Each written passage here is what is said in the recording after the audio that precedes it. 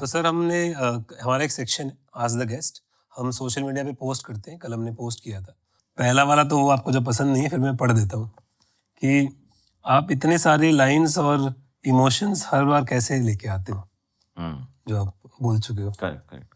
नहीं, बट चलिए मैं जवाब देना चाहूंगा कि हर बार मैं लेके नहीं आता हूँ, मुझसे वो निकाले जाते हैं because I am servicing a script, the director has written a और there is a script, there is a narrative, the director has situations outlined, characters हैं, कैरेक्टर्स के बिहेवियर पैटर्न्स हैं, उनकी दुनिया है, उनका लिंगो है, तो बहुत से पॉइंटर्स पहले ही रहते हैं। एंड जैसा कि मैंने कहा कि ऐसे इमोशंस या सिचुएशंस कम आते हैं जो कि बहुत रेयर हों। ब्रॉड तरीके से वही आते हैं, अल्टीमेटली इट्स लव और हार्ट ब्रेक या लॉन्गिंग या पेट्रियोटिज्म या मोटिवेशन एंड फ्रेंडशिप। तो these are common experiences that we all have, तो वही that's how it comes. Sir कि सवाल ये है कि मैंने सुना है कि अमित सर ने आपको जस्ट लाइन दी थी, जय हो शंकरा, और उसके बाद आप पूरा गाना आपने किया था। तो उनको लगता है, जिन्होंने सवाल पूछा है, कि ये आपका सबसे अमेजिंग काम है। इसके बारे में जो स्टोरी है वो आप बता सकते हैं तो। मैंने डिवोशनल गाने बहुत कम कम लिखे हैं। तो देवाश्री गणेश लिखा था, और एक और शायद विशाल चक्र के लिए एक अनदर गणपति वंदना कुछ लिखा था, एंड नमो नमो मुझे याद है। तो यस, अमित का वो नमो नमो जी शंकरा वो पूरा जगह पे था ही, वो मुखड़ा अंतरा वो सब मैंने उसको किया। And so my thing is about, जो मेरा मानना है कि जब मैं अगर एक भजन लिखूं या डिवोशनल गाना लिखूं, तो उसको भी आइडियली व्हेन यू राइट अ भजन, अगर आप एक स्तुति लिख रहे हैं, एक वंदना लिख रहे हैं, तो वो लैंग्वेज का एक सर्टेन एस्थेटिक होना चाहिए कि वो शुद्ध हिंदी की तरफ ज्यादा रहे, ओल्ड वर्ल्ड थोड़ा लैंग्वेज रहे, संस्कृत के वो रहे, तो उससे that's the genre basically. But मेरी उसमें भी कोशिश ये रहती है कि वो भी अगर एकदम सादी जबान में लिखा जा सके आम आदमी के लिए, तो वो कोशिश। नमो नमो शंकरा में फिर भी एक आध जगह पे थोड़ा सा डिस्क्रिप्शन है कि चंद्रमा ललाट है, ललाट पे भस्म है, भुजाओं में, खड़ाऊ पाँव में, ये सब फिर भी किया है वहां पे।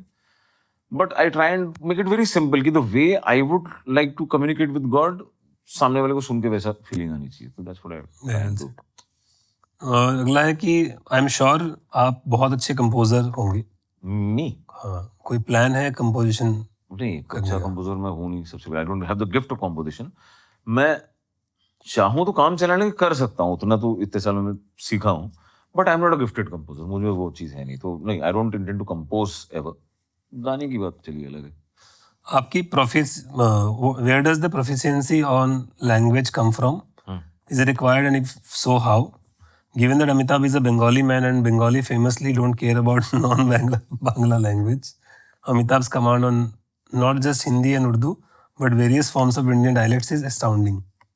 Actually, I don't think I have a command. Command word अलग होता है कि when you are almost an authority on some language.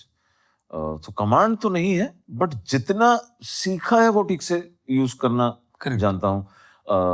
Yes, I am a Bengali but I have grown up in Lucknow. So जब आप लखनऊ जैसे शहर में, and the era that I grow up in during late 70s 80s and 90s, so तब भी language का dialect जो था वो कंटेमिनेट नहीं हुआ था। लोग सही लहजे में बात करते थे, अब भी करते हैं काफी हद तक। हालांकि लोगों का एक दूसरा परसेप्शन है फिल्में देख के कि लखनऊ में पहुंच के सब जनाब हुजूर और तशरीफ रखिए, ऐसा नहीं होता है। Everybody now talks they normally, but हाँ, डायलेक्ट जो है वो करेक्ट थी, so that came into handy. And since I have a knack for phonetics, तो दूसरे डायलेक्ट्स के भी कुछ वर्ड या फ्रेजेस अगर मुझे अच्छे लग गए तो शायद मैं उनको नोइंगली अननोइंगली कहीं डाल लेता हूँ। और आप कैसे भी हिंदी बहुत शुद्ध है, मतलब you don't have that accent. वो भी बात करने में, मैं जब when I speak compare to when I came to this town 20 years बैक, मेरी लैंग्वेज बहुत कंटामिनेट हो चुकी है। मैं भी बात करते हुए कभी कहता हूँ मैं क्या बात कर रहा हूँ, वो जो बम्बईया हिंदी होती है ना, वो दोस्तों यारों में बोल के आप करने लगते हैं, I am talking like this, ऐसा हो जाता है।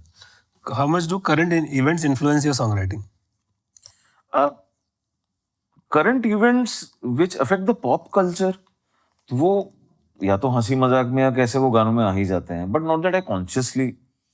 मतलब कभी कभी होता है ना कि मतलब आप एक पॉइंट प्रूव करने के लिए सब करंट चीजें गानों में लिखने लगते हैं, तो वो मेरा कभी स्टाइल रहा नहीं। Mine is more sentiment and emotion driven. How can a non-native Hindi speaker, for example a Bengali like me, or from other state learn Hindi to be good enough level to write Hindi lyrics? अगर कोई non Hindi speaker है वो कैसे हिंदी सीख सकता है ताकि वो लिख पाए? मतलब the simplest way which I feel, जिसने मुझे भी हमेशा से हेल्प किया है, कि the best way to learn और get familiar with the language is to speak in that Yeah, I language agree. और listen to the right form. तो अगर आप पुरानी हिंदी फिल्मों के गाने सुनते हैं, पुरानी हिंदी फिल्में बिफोर 80s, शायद मुश्किल से 80s तक, बिफोर 80s डेफिनेटली, उनके डायलॉग्स और जो हमारे टाइम पे जो हम हिंदी समाचार सुना करते थे, इनको अगर आप, या हिंदी अखबार अगर आप पढ़ते हैं, तो आपको डायलेक्ट का नॉलेज करेक्ट होगा, तो grammar and the sentence structuring जो है ना, वो आपका करेक्ट. क्लियर हो जाएगा. Do you have a separate bank of hooks? नहीं, I don't have a separate bank of hooks, but at times I do make short notes. कि कभी होता है ना कि अपने ही किसी गाने में आप लिखते हुए, you writing for one purpose, आपने कुछ पासिंगली लिखा जो शायद यूज नहीं हुआ and you changed it, but what you had written was some reason was interesting, तो मैं उसको कहीं एक नोट करके रख लेता हूँ कि यार ये शायद कभी बाद में काम आ जाएगा, और आ भी जाता है कई बार, बहुत बार ऐसा होता है. अगला लंबा सवाल है अगला. I have a question for Amitabh Bhattacharya sir. Obviously, if possible, my name is Argha Jyoti Talukdar AJ, and as a singer I have been deeply inspired by the work of you and Pritam Da. Could you kindly share where your and Pritam Da's own studio is located? I aspire to work under Pritam Da's mentorship along with the guidance of you. Could you advise on how someone like me could potentially join them in their studio in Mumbai? सो हम लोग का ऐसा प्रीतम दा का studio, मेरा तो कोई studio सच मुझे है ही नहीं. I don't even have an office, so I write in my living room और wherever, and I go to studios and write. जहाँ तक प्रीतम दा की बात है, एक्चुअली उनके साथ नए यंग बॉयज गर्ल्स की एक टीम तो हमेशा रहती है जिसमें नए लोग आते रहते हैं. अब what is the process to enrol in that, I don't know. Obviously I am not going to share numbers on the podcast. So Pritam Da आएंगे तो उनसे सवाल पूछ लेंगे एक्चुअली. प्रीतम दा आएंगे तो उनसे डेफिनेटली पूछिएगा. When you are with Pritam Da and Arijit, which language do you three speak in? We speak mostly Bangla. या मतलब अरिजीत तो रेयरली होता है कभी साथ में, बहुत एक आध बार हुआ कि Arijit is also there, we are also there. Pritam da and I speak in English and Bangla mostly, because Pritam Da is not that fluent with Hindi. तो हमारे जब presentations होते हैं, तब जब हम डायरेक्टर के सामने बात कर रहे हैं, तब हम भी हिंदी में बात कर रहे होते हैं, बट आपस में हम बांग्ला में ही बात करते हैं. तो इससे रिलेटेड सवाल है कि लिखा है कि अरिजीत आजकल गाने स्टूडियो में रिकॉर्ड करके भेजता है. हाँ. तो अरिजीत, आप और प्रीतम दा, क्या आप लोग साथ में बैठ के गाना अभी भी करते हैं या क्या प्रोसेस है? मतलब मैं अभी तो नहीं होता है, बहुत टाइम हो गया. I think the last song that Arijit physically came and sang in the studio was तेरे हवाले, if I'm not wrong. In fact, that was an interesting night because there was everybody. There was Shilpa, there was Arijit, there was Pritam Da, there was me, there was Amir Khan. Everybody was there in the studio. The director, दुएट, सब लोग थे. वो so I really love that process. But given Arijit's his whole calendar आज की date में, मतलब the amount of work that he's doing, and plus he's mostly based out of here and he's traveling, तो I understand उसके लिए physically आना possible नहीं है. Plus his process is different. He's comfortable working in his own time. He does it in his own way. एक line के, एक मुखड़े के या 4 लाइन के वो बहुत सारे टेक्स गाता है. He only knows which take is the best, किसको किससे जोड़ा सकता है, वो बैठ के खुद ही एडिट करता है. तो उसका process I totally understand, supports that. But मैं तो तरसता हूँ कि कभी ऐसा लाइव भी काम हो, सामने आके अरिजीत गाए, हम लोग बैठ के देखें तो मजा आएगा. और एक फैन है आपके, वो बोल रहे हैं कि वो आपसे मिलना चाहते हैं, बहुत बड़े फैन है. अच्छा. उनके आपके गानों ने उनके लाइफ में बहुत इम्पैक्ट किया है, तो लाइफ टाइम में एक बार तो मिलना चाहते हैं आपसे. मैं कहीं ना कहीं टकरा जाऊंगा. मैं बहुत फैन से टकरा जाता हूँ, क्योंकि मैं एक्चुअली बहुत आम, मैं सड़कों पे भी चलता हूँ, मैं रिक्शे में भी घूमता हूँ. ये पिया वर्ड से आपको इतना लगाव क्यों है? हाँ, ये सवाल तो मुझे पता था आने वाला है. नहीं, पिया वर्ड से एक्चुअली लगाव ऐसा नहीं है कि कुछ खास लगाव है. एक टाइम पर मैंने खुद ही उसको अवॉइड करना शुरू किया, बिकॉज वो एक पैटर्न बन गया था उसका. चन्ना मेरिया में आया, नहीं गिरो में, कलंक में तो बाद में आया. तो पहले चन्ना मेरिया में आया, फिर कलंक में आया, फिर केसरिया में आया, अपना अपना ले पिया में. अब कहीं होता है, सबसे पहले बोलता हूँ भाई पिया नहीं डालूंगा कुछ भी पूछे.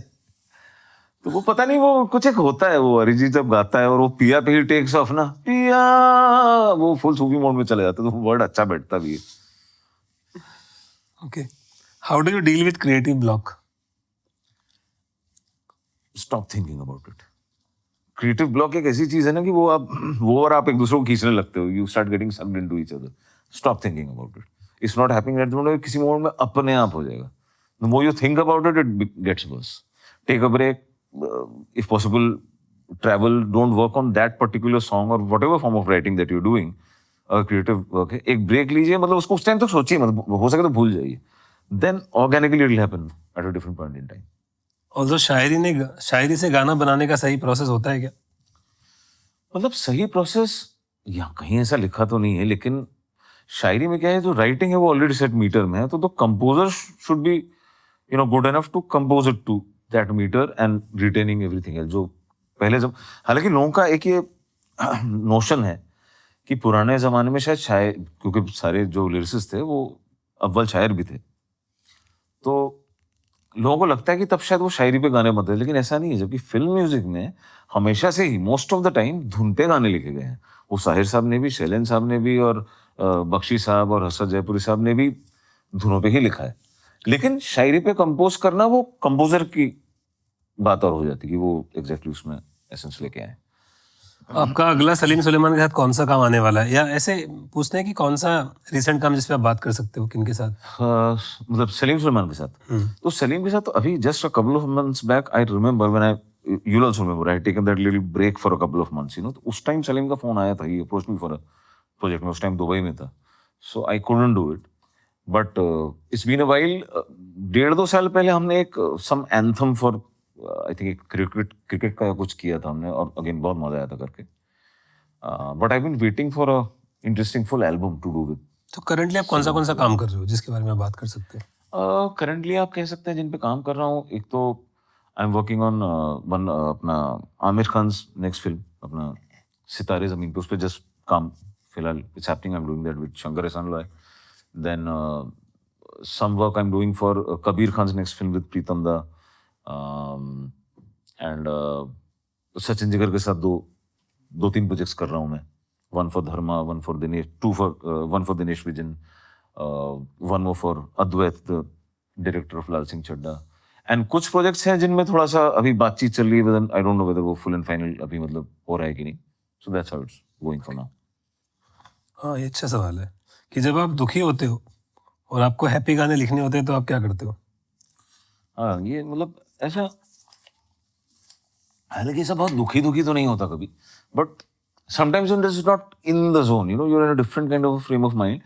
बट दैट्स द, जो मैं हमेशा शुरू से कह रहा हूँ कि वो मेलोडी पे लिखने वाली बात वो है कि मतलब उस टाइम भी भले ही मैं थोड़ा सैड हूँ, डिप्रेस्ड हूँ, कुछ हूँ, हार्ट ब्रोकन हूँ, लेकिन उस टाइम अगर suppose I am, for example if I am working on a song, लगा गलती से मिस्टेक और प्यार की पुंगी बजाकर, या जो भी है डीके बोस हो या कुछ भी हो, तो ऐसा, तो वो मेलोडी, उसका ट्रैक, वो माहौल, it gets it out of you. And on the contrary, आपको सरप्राइजिंग चीज बताऊं कि जिस वक्त actually you are a little down ना, you write a better funny song and a happy song, because that's a catharsis for you. Correct, that happens. आप actually जब बहुत उछल कूद करो, शायद आप उस टाइम उतना अच्छा ना लिख पाओ, जब आप दुखी होके मौज मस्ती का गाना लिखोगे. मेरे साथ तो ये बहुत बार हुआ है. It's right perspective actually. हाँ. 2022 में केसरिया हिट हुआ, लेकिन फिर ना ऐसी रात आएगी is even more beautiful song. Any story about that song?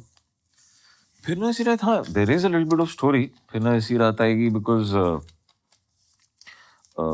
अगर देखा जाए तो लाल सिंह चड्ढा का जो पूरा एल्बम है, कहानी, देन देयर इज मैं की कना, बाकी जो गाने हैं अपना तेरे हवाले, तुरकलियां, तो फिर ना ऐसी रात आएगी अगर आप सुने, compare to the rest of the songs, उसमें राइटिंग भी मेरी जो प्रॉपर एक फिल्म लव सॉन्ग की राइटिंग होती है ना, मेन स्ट्रीम, वैसी टाइप की. तो according to us it was like the love song, the main commercial song of the album. लेकिन जिस टाइम एल्बम आई थी, वो that song didn't take off that much.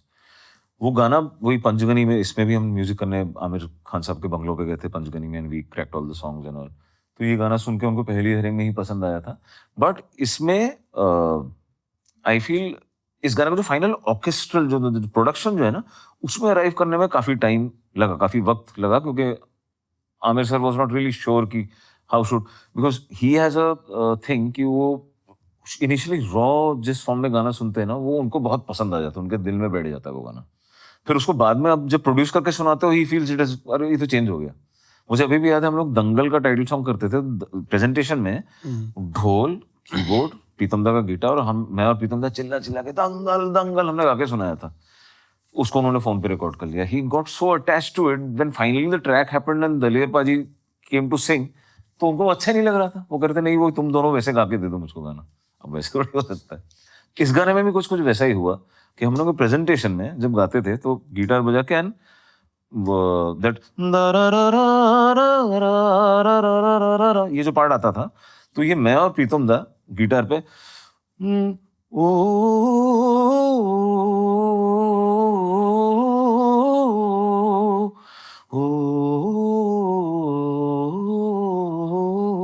ऐसे गाते थे. नाउ व्हेन द सॉन्ग बाद में बना तो वहां पे कभी इंस्ट्रूमेंट आ रहा है कुछ आ रहा है अरिजीत ने थोड़ा अलग तरीके से गाया तो उनको अच्छा ही नहीं लग रहा था. नहीं मुझे वही चाहिए तुम दोनों उसको गा के दो.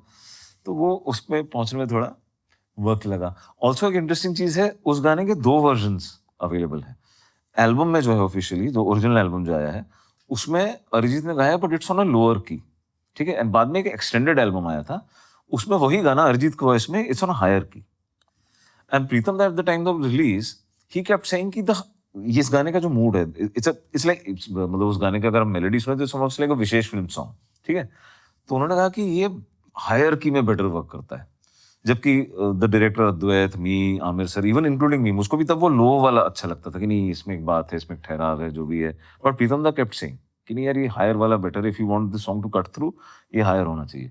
Which I agreed and realized, but after a couple of months of the release, कि वो दादा सही करते हैं. इस मामले में उनका इंस्टिंक्ट कमाल है. वो जो आप आज से 1 साल बाद रियलाइज करोगे उनको पता रहता है. सो वो हायर वाला वर्जन है उसको अगर आप सुने ग्रेटर कॉल आई फील. बाकी लिरिक्स सब सेम ही है उसके.